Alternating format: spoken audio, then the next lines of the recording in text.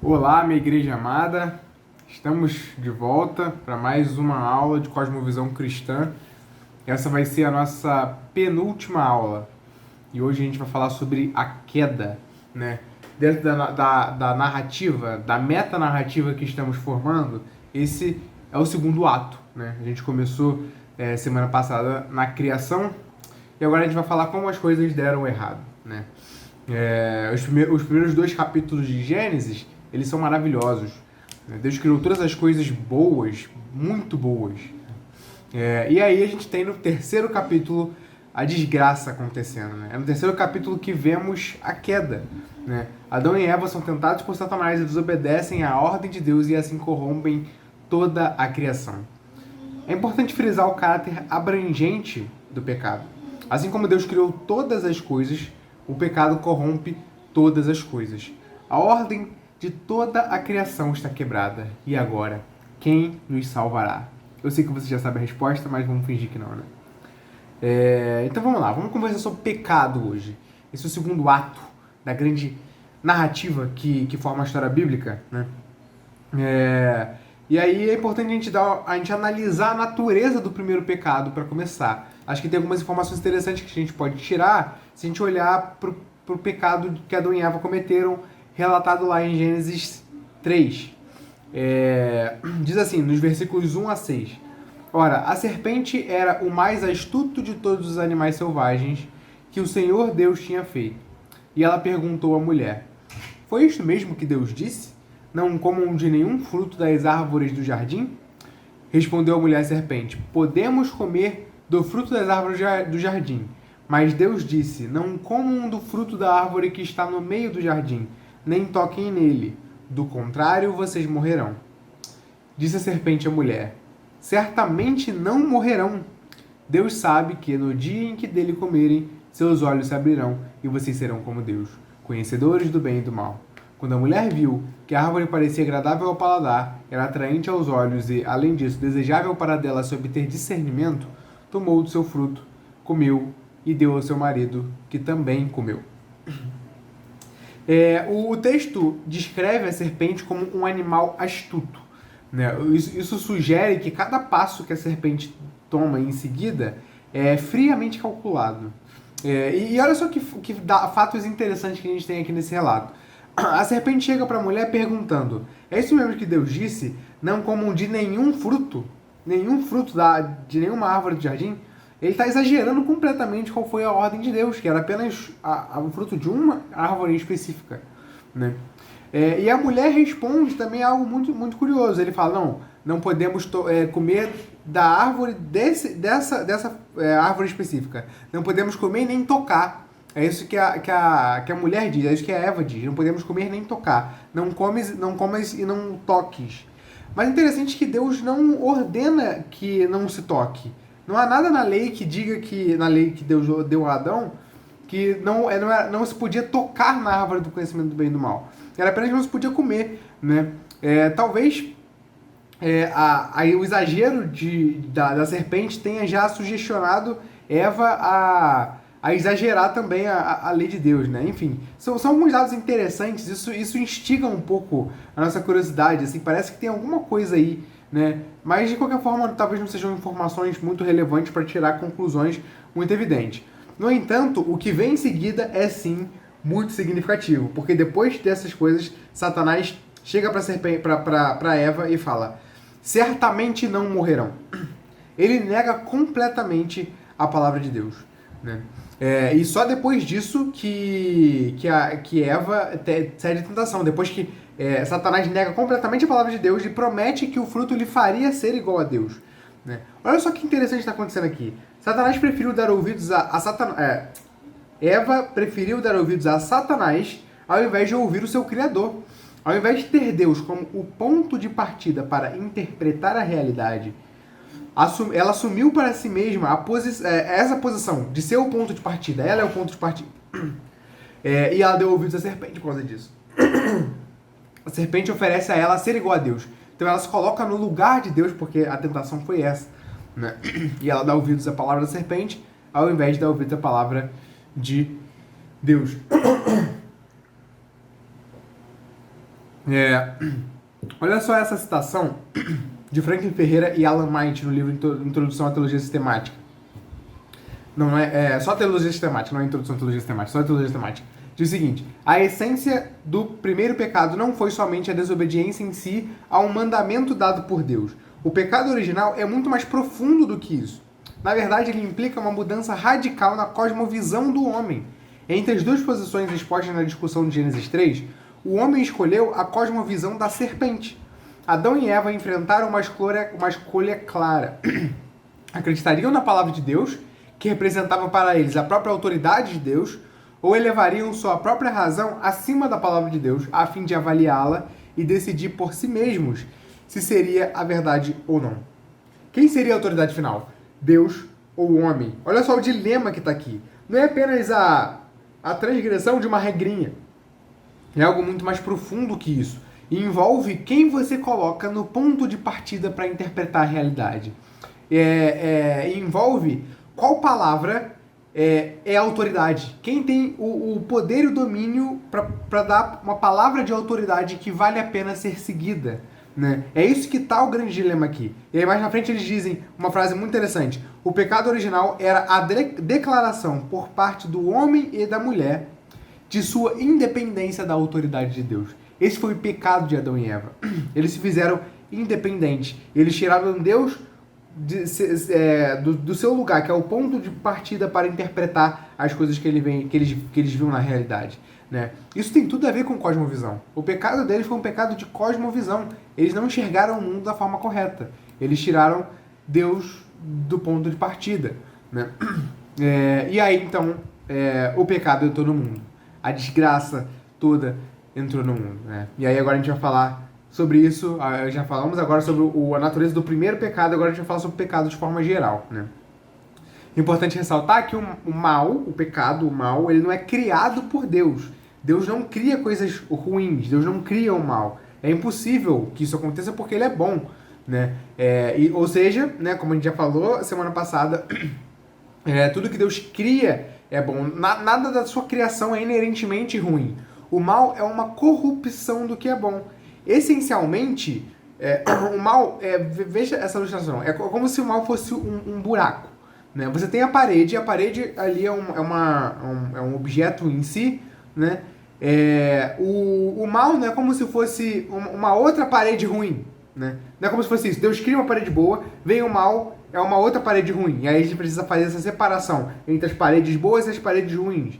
Aqui na nossa realidade. Não é isso. Existe a parede boa. Isso é a parede boa de Deus. Deus criou. É bom. Esse é o mundo. O mal é como se fosse um buraco nessa parede. É a corrupção do que é bom. Né? Ou como se fosse ferrugem no ferro. Né? O mal existe tanto quanto um buraco. Né? Pensa no buraco. O buraco ele está ali, ele existe de fato, mas ele não é uma substância criada. Ele é uma corrupção. É algo que está corrompendo a boa criação de Deus. É bom entender essa natureza do pecado. Né? Ele corrompe, ele subverte a estrutura que Deus fez e leva ela para uma direção ruim. Né? É como fazer um buraco numa parede. Né? Não é como criar uma outra parede corrompida. Né? Espero que essa ilustração esteja boa. Né? Dentro da boa criação de Deus, ali dentro da boa criação de Deus, as criaturas livres que ele criou a corromperam. Eles causaram esse rombo gigantesco, subvertendo toda a ordem do cosmos. Né? Então essa é basicamente a natureza do pecado. Então vamos lá. Os primeiros afetados com o pecado, sem dúvida, são os culpados, nós, os seres humanos. O pecado corrompe profundamente a humanidade. Diferente do que muitos pensam, não são as coisas externas que corrompem a nós, o nosso coração. Né? Práticas específicas que nos tornam corrompidos. Na verdade, nós já somos corrompidos. O nosso coração já é corrompido e a partir do nosso coração corrompido as coisas são sujadas. Né? Sujamos todas as coisas em que colocamos as mãos. O próprio Jesus sustenta essa ideia quando ele fala em Marcos 7, 21 a 23. Do interior do coração dos homens vêm os maus pensamentos, as imoralidades sexuais, os roubos, os homicídios, os adultérios, as cobiças, as maldades, o engano, a devassidão, a inveja, a calúnia, a arrogância e a insensatez. Todos esses males vêm de dentro e tornam um homem impuro, né? É como se a humanidade fosse uma árvore, né, cuja raiz está corrompida, né? A raiz que é o coração do homem. Lembra que a gente falou sobre o coração na primeira aula? É o centro do indivíduo, né? É da onde procedem as fontes da vida. O coração, que é a raiz do ser humano, está corrompido. E aí essa corrupção vai para tudo, né? E aí vem os frutos ruins disso. É como uma árvore, né? Tem a árvore ali e tem a sua raiz corrompida. Então toda árvore é corrompida por causa da raiz, né? Essa corrupção é tão profunda, como eu falei, que vai lá no coração, tão profunda que, em primeiro lugar, ela se estende a todas as pessoas. Todas as pessoas são afetadas por ela. Não tem como fugir. Todos pecaram e estão destituídos da glória de Deus, né? Essa é uma realidade de todos. Em segundo lugar, ela está presente desde o nascimento. Davi diz no Salmo 51:5: em pecado me concebeu a minha mãe. Tem outros textos que sustentam a ideia de que você já nasce corrompido pelo pecado. Você não é corrompido pelo pecado quando você comete o seu primeiro delito consciente, né? Na verdade, você já nasce corrompido. E mesmo que quando criança você não faça atitudes conscientemente ruins, você tem consciência do que está fazendo, ainda assim você está corrompido pelo pecado. Crianças são corrompidas pelo pecado. Você não precisa ensinar seu filho a mentir, né? Talvez quem já é pai já deve ter percebido isso aqui, né? Se você não educa seu filho, você cria um bárbaro, né? Você precisa, na verdade, fazer levar ele para o contrário da natureza dele, né? Em terceiro lugar, né, o motivo de por que essa corrupção é tão profunda, né? Em terceiro lugar, afeta o ser humano em todos os seus aspectos. Como eu falei, o coração está corrompido, então isso brota para a árvore inteira, né? Para o ser humano inteiro. Lá em Gênesis 6:5 fala: o Senhor viu que a perversidade do homem tinha aumentado na terra e que toda a inclinação dos pensamentos do seu coração era sempre e somente para o mal.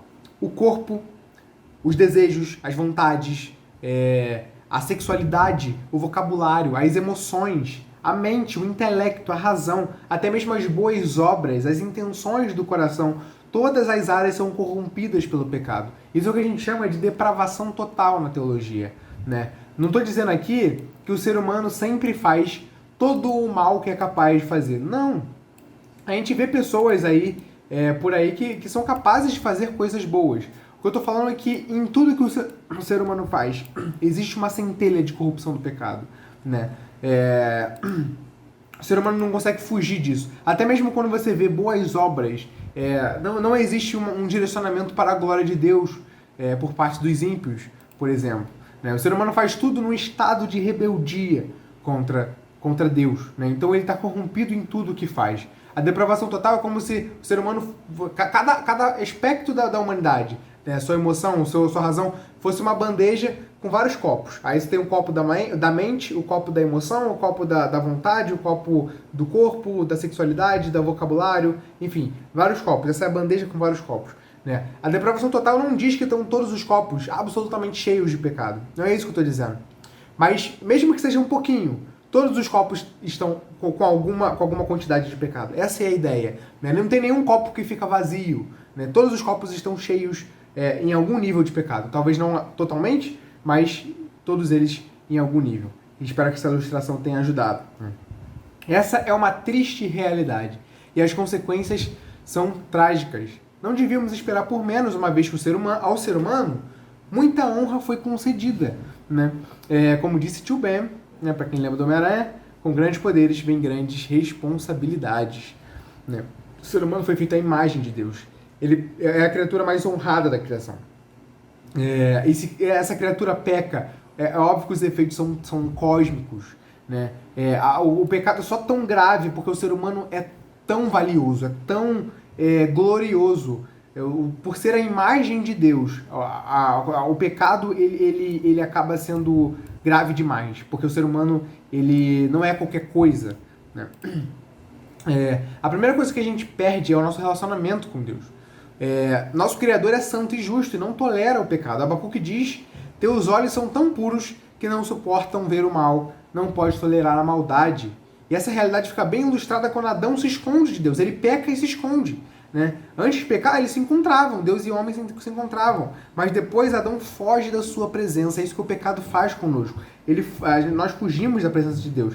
E não é de se esperar por menos, porque estamos diante de um Deus santo e justo. É lógico que esse Deus é misericordioso, né? E ele vai lá e procura, vai atrás de Adão, né? Mas isso que acontece com a gente foge do nosso Criador. E a grande desgraça disso tudo é que nós, seres humanos, fomos feitos para nos satisfazer em Deus. Agostinho diz nas Confissões: fizeste-nos para ti, e inquieto está o nosso coração enquanto não repousa em ti. É aí que está a nossa satisfação. Nós somos satisfeitos em Deus. A gente está inquieto, procurando satisfação nas coisas do mundo. E não encontramos, porque é tudo perecível, tudo finito. A gente não foi feito para isso. A gente foi feito para se satisfazer em Deus. Mas é justamente por causa do pecado que nós perdemos a nossa fonte de satisfação, né? E aí, né, isso acaba sendo manifesto em idolatria. A gente vai buscar outros deuses nas coisas desse mundo. Isso fica bem ilustrado também no que Paulo fala em Romanos 1. Paulo fala da revelação geral, né, que Deus se dá a conhecer a todas as pessoas por meio da natureza, né, é o que a gente chama de revelação geral. Só que o texto diz, né, lá em versículo 25, que as pessoas, né, trocaram a verdade de Deus pela mentira e adoraram e serviram as coisas criadas, as coisas e seres criados, em lugar do Criador, que é bendito para sempre. Amém. O que acontece aqui? Deus está se revelando por meio da criação da humanidade, mas a humanidade recusa isso, subverte a verdade pela injustiça e recusa essa revelação, né, recusa o Deus que as criou e que elas sabem que existe por meio da revelação geral. Essa é a postura da humanidade. Mas é interessante que, por ser intrinsecamente religiosa, a humanidade, por ser intrinsecamente religiosa, ela não para de adorar. Ao recusar adorar o Criador, não paramos de adorar, apenas trocamos objeto de adoração, né? Mas olha só o problema: só Deus é autossuficiente, só Deus é infinito. Nós trocamos o nosso objeto de adoração para coisas finitas, para seres criados. Trocamos a glória do Criador pela criatura. Isso é extremamente triste, né? Nós somos pessoas correndo atrás de fontes que não satisfazem, enquanto a fonte de água viva que realmente satisfaz está ali o tempo todo. Nós fugimos dela, né? Só que além dessas consequências verticais do nosso relacionamento com Deus, há também as consequências horizontais, tanto em relação às outras pessoas quanto em relação à criação de forma geral, né? Os seres humanos são capazes de cometer todo tipo de maldade aos seus semelhantes. A gente vê isso acontecendo o tempo todo. Veja, os primeiros irmãos da Bíblia tiveram um fim trágico. Um matou o outro, né? E a influência desse momento é vista claramente em Lameque. Para quem não lembra, em Gênesis 4 mesmo, na genealogia aparece Lameque, que diz que matou um homem e um menino, olha só, uma criança, um homem e um menino, porque eles haviam ferido, né? E aí ele fala: se Caim é vingado 7 vezes, Lameque é vingado 70 vezes 7. Então você vê esse cara que com tanta perversidade mata um homem e um menino, sem nenhum senso de proporção. Que proporção é essa? Só porque o feriram, ele vai lá e os mata, né? E ele se esconde atrás de uma extrapolação sem sentido da proteção misericordiosa que Deus deu a Caim, né? E olha um detalhe: isso é só Gênesis 4, né? Histórias assim se repetem até o dia de hoje. No decorrer da história da humanidade, as consequências da corrupção do pecado para as relações sociais são vistas claramente. É interessante se atentar para o fato de que, por causa do pecado, toda cultura carrega um nível de opressão, né? Olha só que interessante, né? Trágico, na verdade, né? Em Gênesis 3, né, dentre as maldições que Deus dá ao primeiro casal, Adão e Eva, né, Deus diz à mulher: multiplicarei grandemente seu sofrimento na gravidez. Com o sofrimento você dará à luz filhos. Seu desejo será para o seu marido e ele a dominará. Olha só que trágico, né? Que interessante não, que trágico. Essa maldição. A opressão do homem à mulher, né, vem desde aquele momento, desde o primeiro pecado. Você vê como existe esse histórico, né, da opressão masculina em cima da figura feminina, e você vê que isso tem paralelo justamente na maldição que Deus deu a Adão e Eva. É óbvio, né? Lógico, eu odeio falar o óbvio, mas para não gerar maus entendidos, né? É óbvio que isso não justifica a opressão. Da mesma forma que lutamos para diminuir a dor de parto e o cansaço do trabalho, que são também maldições dadas por Deus naquele momento, devemos lutar para acabar com a opressão do sexo feminino. Obviamente. Não obstante, a maldição que Deus deu explica por que esse histórico terrível na humanidade existe. Né? Consequências do pecado. Por causa do pecado existe esse histórico, essa raiz de opressão dentro de cada cultura. Né? As culturas carregam essa raiz de opressão. Isso é visto também em todo tipo de classe social. Trazendo um pouco mais para a nossa realidade, racismo e xenofobia é exatamente o que se espera dentro de culturas formadas por pessoas corrompidas. Olha só uma coisa muito interessante que eu vou falar. John Piper escreveu um artigo sobre racismo estrutural em que um dos objetivos dele é mostrar que, abre aspas, se sua mente estiver saturada da Bíblia, você consideraria ser absolutamente espantoso que o racismo estrutural não fosse difundido onde quer que o pecado seja difundido. Em outras palavras, as pessoas moldadas pela Bíblia devem esperar ver o racismo estrutural em quase toda parte em um mundo caído. Olha só que coisa interessante. Normalmente a gente olha isso aqui apenas como questões políticas. E é claro, eu não vou entrar aqui nas implicações políticas que isso traz. Isso aí é outra história, não quero entrar nisso aqui. Mas pensa teologicamente comigo. É difícil discordar de Piper. Se você assume que o pecado corrompe todas as esferas do ser humano, é de se esperar que quando o ser humano vai construir civilizações e construir sistemas, a estrutura dessas construções esteja corrompida pelo pecado e traga opressão em si. Né? O racismo estrutural é justamente o que se espera quando você está em um mundo caído. A gente, às vezes, por militância política, acaba sempre ignorando porque quem defende isso aí são nossos adversários. Né? Mas veja, faz sentido. Faz sentido. Né? Dentro da teologia bíblica faz sentido dizer que racismo estrutural existe, não só existe, como é inevitável, né? O que a gente poderia aproveitar, a gente poderia até aproveitar essas oportunidades para pregar o evangelho, né? Quando vem uma pessoa defendendo o racismo estrutural, a gente não precisa discordar veementemente, né? As implicações políticas é outra história, mas a gente não precisa concordar com a essência do que está sendo dito de forma veemente, né? Pelo contrário, a gente tem motivo para crer nisso também. Agora, como resolver o problema? É aí que entra o ponto, né? Porque as pessoas que olham para essa questão fora de uma perspectiva bíblica, elas tentam resolver o problema dentro dos próprios sistemas. Mas o sistema está corrompido. Então a gente precisa de algo de fora, né? Mas vou chegar lá ainda. Né? Mas de qualquer forma seria uma ótima chance da gente evangelizar, né? A esperança em Jesus Cristo. Né? Mas vamos seguir. Outro aspecto da consequência da consequência horizontal do pecado envolve o relacionamento do ser humano com a própria natureza, né? E aí entra o mandato cultural, coisa que eu falei semana passada, que embora ainda seja largamente cumprido, as pessoas ainda cumprem o mandato cultural, ele é corrompido pelas mãos humanas. Né? Por um lado, nós podemos cultivar a terra, usá-la para o nosso usufruto, como eu falei semana passada. Por outro lado, nós temos que cuidar dela. Mas olha só o que a gente vê. Infelizmente, a gente vê as pessoas se preocupando mais em gastar o mundo que Deus nos deu para a própria satisfação, ao invés de cuidar dele. Né? Você vê como, agora aqui a gente vê que o maltrato do mundo ele é algo pecaminoso, né? A gente tem motivo para crer nisso. É uma corrupção do mandato cultural.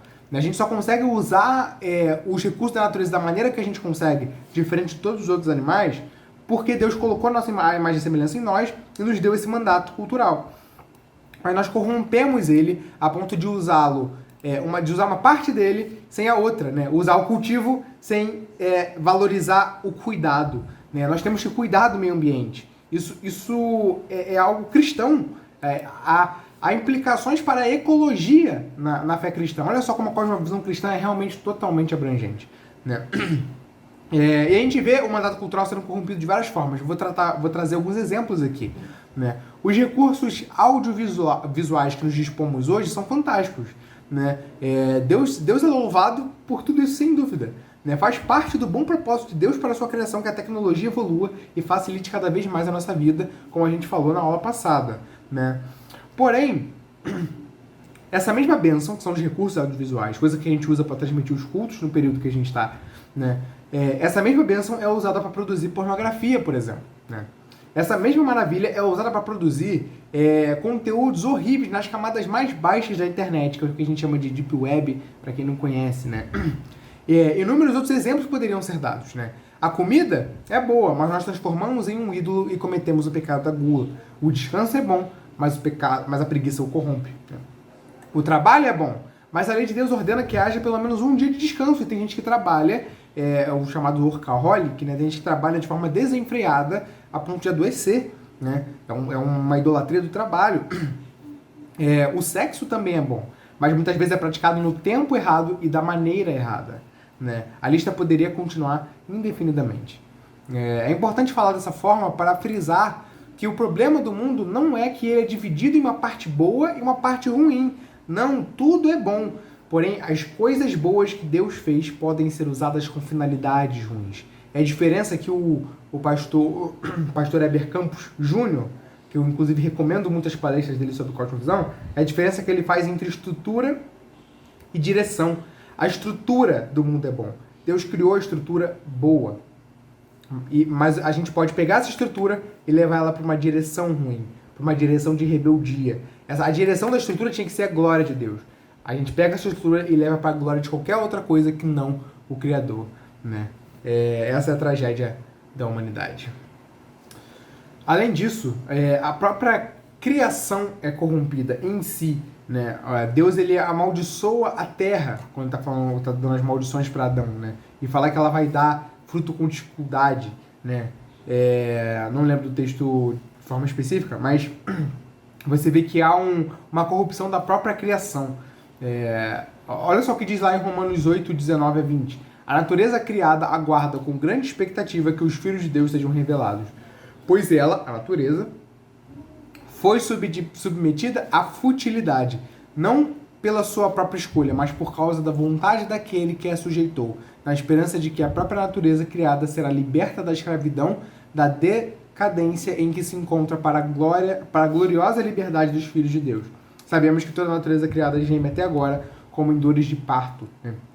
Então, toda a ordem da criação é quebrada também, né? Isso vai para além do próprio ser humano. O ser humano agora, além dele mesmo corromper as coisas em que bota a mão, ele está lidando com um mundo que está quebrado também. Com um mundo que vem contra ele, sabe? Que dá comida com dificuldade, que causa cansaço, que causa morte muitas vezes, né? Você vê, por exemplo, o que a gente vive hoje, a pandemia que a gente vive hoje, por causa do pecado. É um problema natural, né? Enfim, vai ter as teorias aí de que isso foi criado no laboratório, né? O chapéuzinho de alumínio, mas é um problema natural, é um vírus, né? É a criação mostrando que está corrompida também e que está vindo de encontro à humanidade. Nosso relacionamento com a natureza é difícil por causa do que ela vem contra nós também, muitas vezes, né? A Confissão de Fé Batista do Sul, no artigo 2, falando sobre a pecaminosidade do homem, afirma que por causa da queda de Adão, toda pessoa herda uma natureza e um ambiente inclinados ao pecado, e que toda pessoa que é capaz de ação moral pecará, né? O pecado envolve a humanidade tanto interiormente, por meio do coração corrompido, quanto externamente, por meio de uma criação caída, de um sistema de pensamento rebelde e também da pessoa de Satanás. Satanás agora, ele usurpou a criação. Ele não é dono disso aqui. Deus é dono disso aqui. Deus continua sendo dono de todas as coisas. Senhor sobre todas as coisas, mas por causa do pecado, Satanás usurpa. Satanás pega e afirma ser dele o que não é, né? Então é aí que a gente está, né?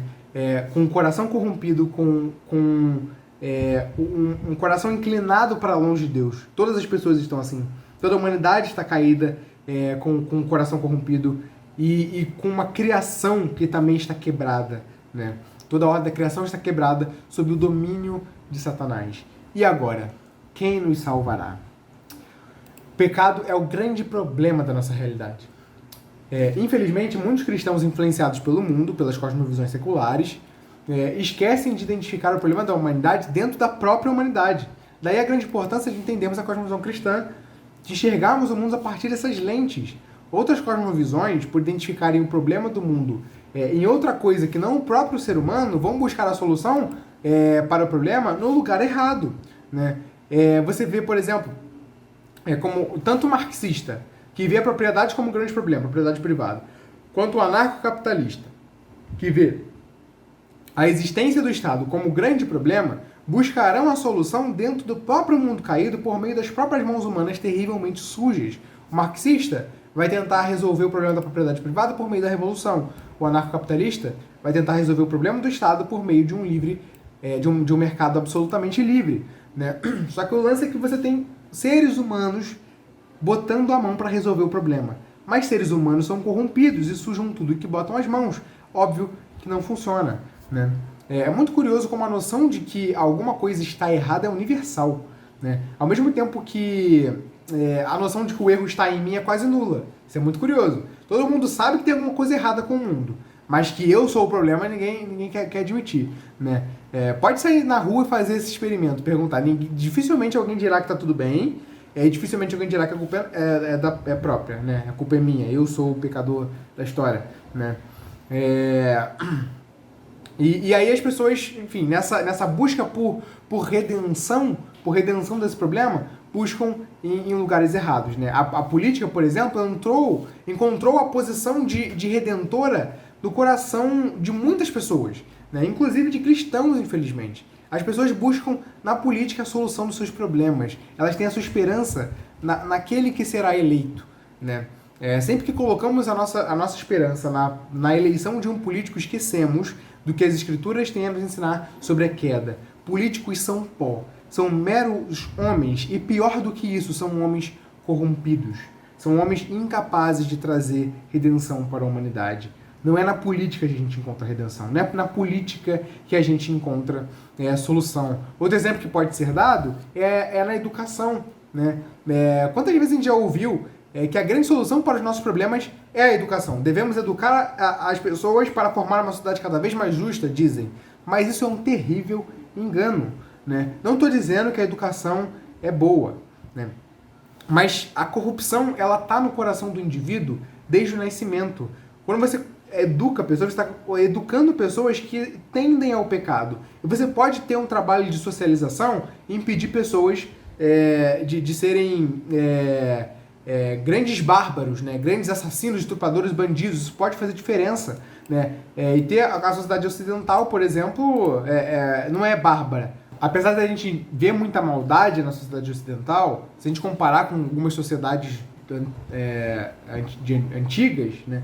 A gente não é bárbaro, a gente não... enfim, é um tipo de moralidade diferente. E a educação, ela realmente tem influência em relação a isso, né? Mas a maldade continua. Você vê como ainda assim os políticos, né,